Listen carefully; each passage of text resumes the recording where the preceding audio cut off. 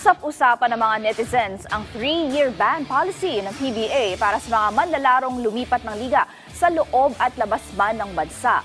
Ilang mga former PBA players at dating PBA commissioner nag-react din sa bagong rules na ito.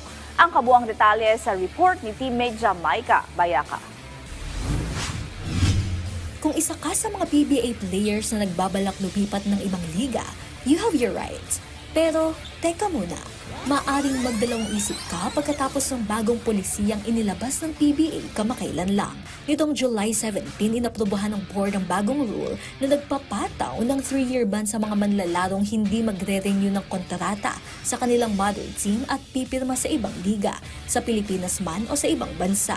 Pinirmahan ito ni PBA Commissioner Willie Marcial noong July 18 sa ilalim ng bagong patnubay kasama sa maaaring maapektuhan ng mga manlalarong lumipat na mula sa araw ng magpapatupad ng rules.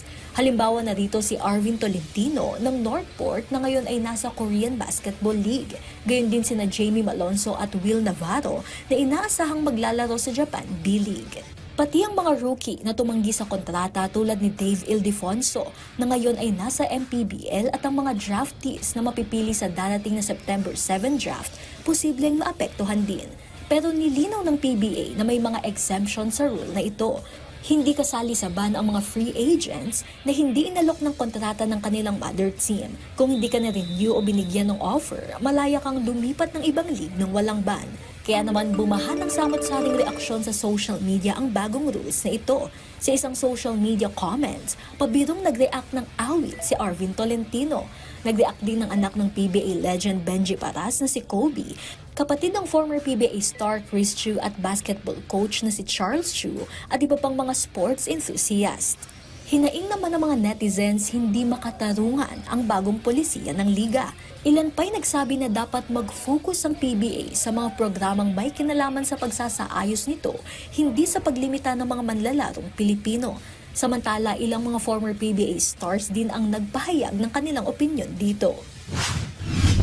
If gusto mong maging okay yung PBA, mag-compete sila. Huwag nilang parusahan yung players.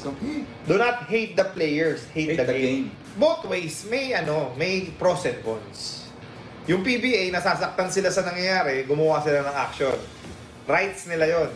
Sa player side, rights din nilang humanap ng magiging income nila, financially stable sila as soon as possible kasi ang basketball ay hindi forever.